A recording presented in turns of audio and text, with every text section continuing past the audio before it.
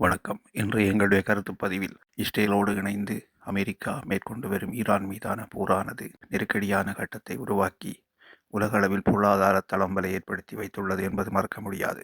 இந்த போர் இஸ்ரேல் அமெரிக்காவை வேண்டுமென்றே தனது வலைக்குள் வீழ்த்தி அதன் மூலம் அமெரிக்காவுடன் இணைந்து ஈரானை தாக்கி அதனை அழித்துவிட்டால் தாங்கள் வென்றுவிடலாம், மத்திய கிழக்கில் தன்னுடைய ஆதிக்கத்தை நிலைப்படுத்திக் கொள்ளலாம் என்ற ஒரு நப்பாசையில் ஆரம்பிக்கப்பட்டு இப்போது எதிர்பாராத விளைவுகளை சந்தித்து வருகின்றது.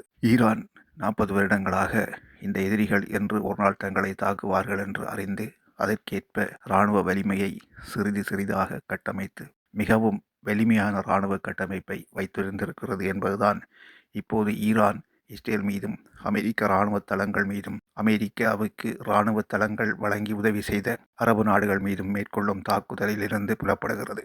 ஈரானில் உள்ள எண்ணெய் வளம் சுரண்டப்படுமானால் அது சீனாவிற்கும் பாதிப்பு என்ற கருத்தில் சீனாவும் அதற்கு ஒரு இராணுவ உதவிகளை ரகசியமாகவும் நேரடியாகவும் செய்து வருகிறது. இதனோடு இணைந்து ரஷ்யாவும் தனது பங்கிற்கு ஈரானிற்கான ஆதரவை வழங்கி வருகிறது. இதற்கிடையில் வடகொரிய அதிபர் கிம் ஜோங் கூட நேரடியாக அறிக்கைகள் விடுவதாக அறிய முடிகிறது. ஈரானுக்கு ஆதரவாக வடகொரியாவும் களத்தில் இறங்கிவிட்டால் அது ஒரு உலக போருக்கு இட்டுச் செல்லும் என்பதில் மாற்று கருத்தில்லை. இதே நேரம் பிரான்ஸ், பிரிட்டன் போன்ற நாடுகளும் தங்களுடைய ஆதரவுக்கு விமான எதிர்ப்பு கட்டமைப்பு என்ற போர்வையில் ஈரானுக்கு எதிராக களம் இறங்கியிருப்பது உலகை ஒரு கேள்விக்குறியான நிலைக்கு கொண்டு போய் கொண்டிருக்கின்றது. ஆனால் இஸ்ரேலும் அமெரிக்காவும் எதிர்பார்த்திருந்தது போல ஈரான் ஒரு சாதாரணமான இராணுவ வலிமையை கொண்டிருக்கவில்லை என்பது மட்டும் புலனாகிறது. ஈரானின் தாக்குதல்களை எதிர்கொள்ள முடியாமல் இஸ்ரேலும் அமெரிக்காவும் திணறுவது என்பது உண்மையே.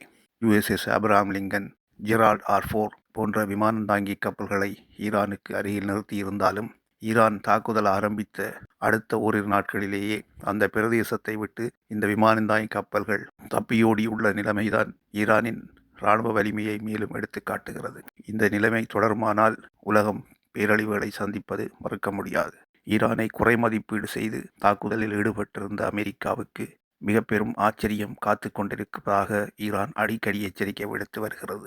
லிபியாவை அழித்தது போலவோ ஈராக்கை அழித்தது போலவோ ஈரான் மீது ஒரு தாக்குதலை நடத்தி அதனை அழிக்கலாம் என்று நினைத்த அமெரிக்காவின் நடவடிக்கை பகல் கனவாகிறது என்றுதான் புலப்படுகிறது. நன்றி, வணக்கம்.